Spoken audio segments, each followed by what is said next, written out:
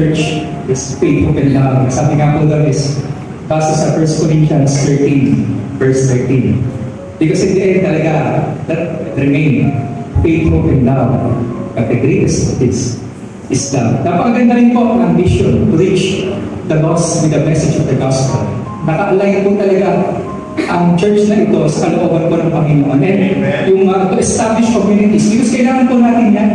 Kailangan po natin ang isang community or family na kung saan patuloy na ilalakad o isusulong ang pangalan ng Panginoon.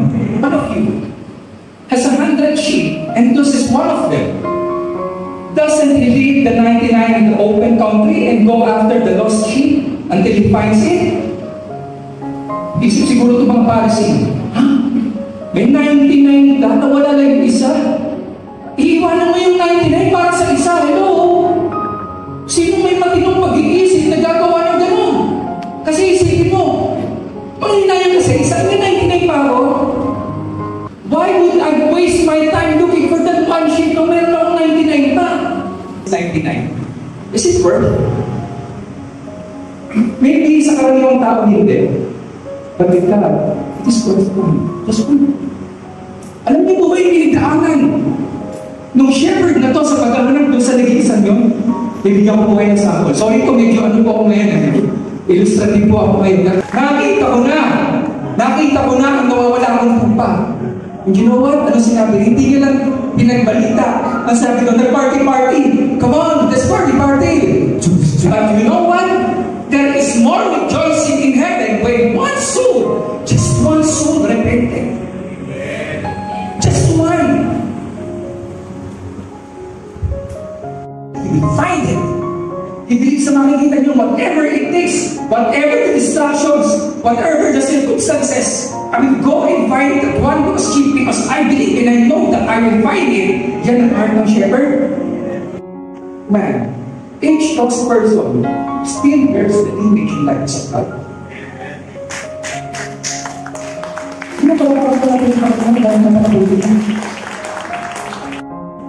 Because they could be physically near the church, but their spirit, their mind, their soul is far, far from God.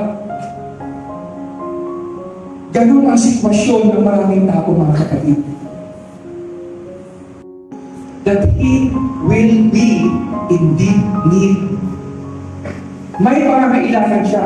And you don't have to push that need because God will always initiate that need. There is somebody there na kailangan umagapay para madala siya sa tamang landas sa balik sa Panginoon. Okay? Amen? Verse 15, ito lang mangyari. Since si Bunsoy, walang tao na malapit sa kanya during that time, kasi yung mga barkada niya, hindi mo na siya. Ipagsisiksihan niya yung kanyang sarili, sa akala niya, belong siya. Hindi siya pinili nung may-ari ng babuyan. Ang sabi ko, he went and hid himself. Ambunin mo ako. Kailangan mo na makakain. Kailangan mo nang mag-aalaga sa akin. Kahit dyan lang. No? And he longed to fill his stomach. Gutom siya.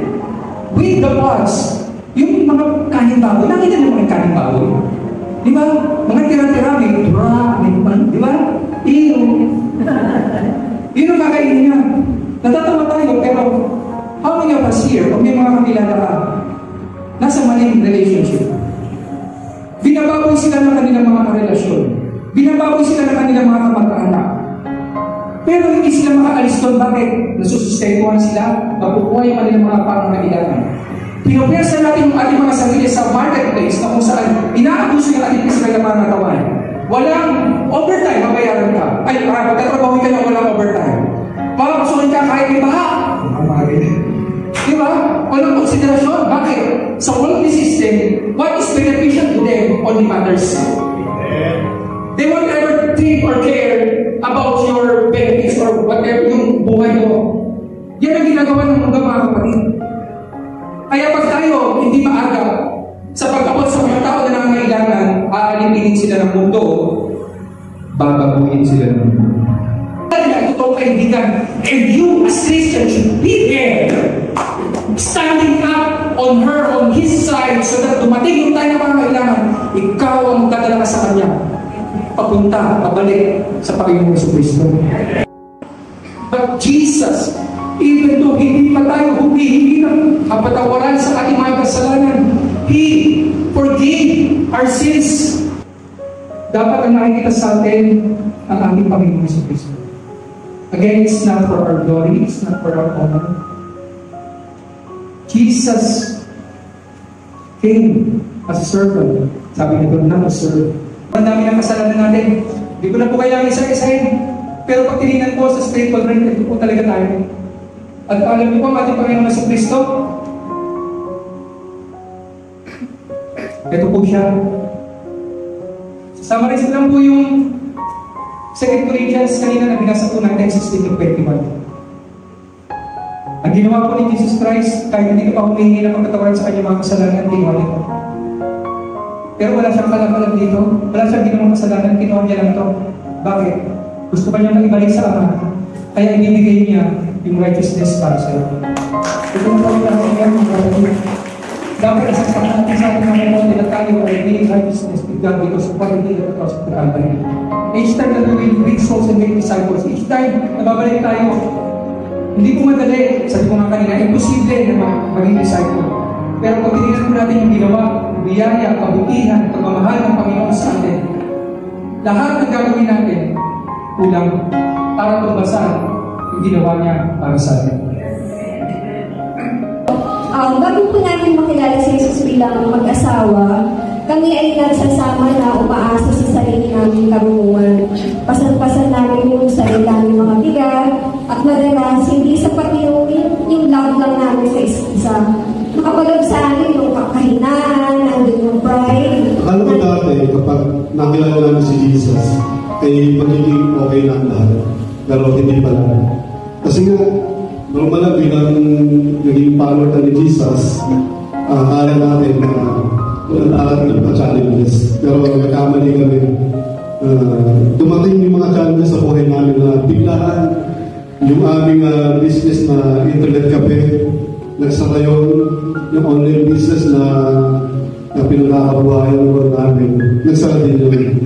During that time, nag-isip na ako sa sarili ko kung itutuloy ko ba yung pagiging Christian or magbabackslide na ako. Sa bilis ng panahon, inabot ako ng 2 ilang years na ako lang yung churches. Buti na lang na dito may mga kasama ko sa church, mga ka-churchmate ko.